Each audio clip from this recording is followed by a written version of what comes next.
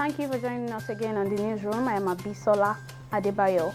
There is palpable tension in Enugu State capital on Monday morning following a stampede at Old Park, Okpara Avenue axis of the state. Although the cause of the stampede is yet to be established, people were said to be running helter-skelter following a report that some members of the indigenous people of Biafra, IPOB, came to enforce the earlier suspended Monday morning sit-at-home order at commercial areas of the state. Meanwhile, the Enugu State Police Command says security has been beefed up around the Enugu Maximum Correctional Center located at Old Park axis to ensure that there was no attack on the facility. The Chief of Defense Staff General Lucky Irabor said the security threats being experienced in the country will soon become history. Irabor, who admitted that insecurity was a challenge to the country, stated that the challenge were not much compared to the past. Irabor made this known during the National Church service to mark this year's Armed Forces Remembrance Day during the weekend. He also maintained that there is ample opportunity to escalate the actions that brought the peace that the country now enjoys and also to take it to a better level. Socioeconomic Rights and Accountability Project (SERAP) has sued the Senate President Ahmed Lawan and Speaker of House of Representatives Femi Gbajabiamila over their failure to probe alleged missing 4.1 billion naira public fund budgeted for the National Assembly. The suit followed the publication of the annual audited report for 2016, in which the Auditor General of the Federation raised concerns about alleged diversion and misappropriation of public funds and sought the recovery of any missing funds. In the suit, SERAP is arguing that the National Assembly has legal and constitutional duties to prevent and combat corruption as well as promote transparency and accountability in the management of public resources.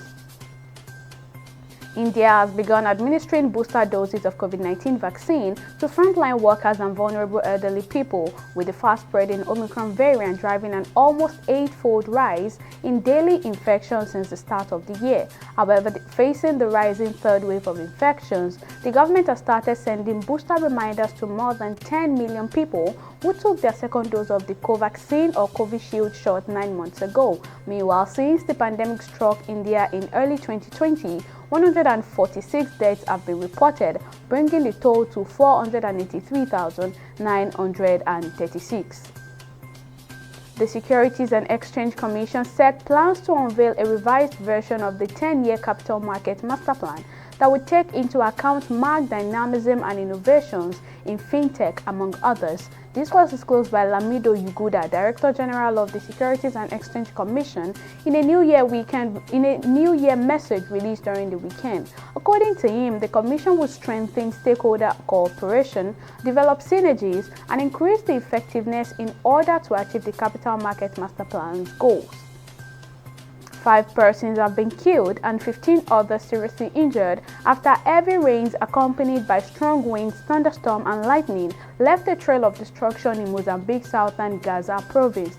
In a statement by the spokesperson of Mozambique's National Institute for Disaster Risk Reduction and Management, the dead are victims of lightning strikes. The heavy rain that lasted for 24 hours over the weekend also destroyed 5,000 houses, and 6 health centers have been partially submerged. He, however, cautioned people to take precautionary measures, including staying indoors during thunderstorms.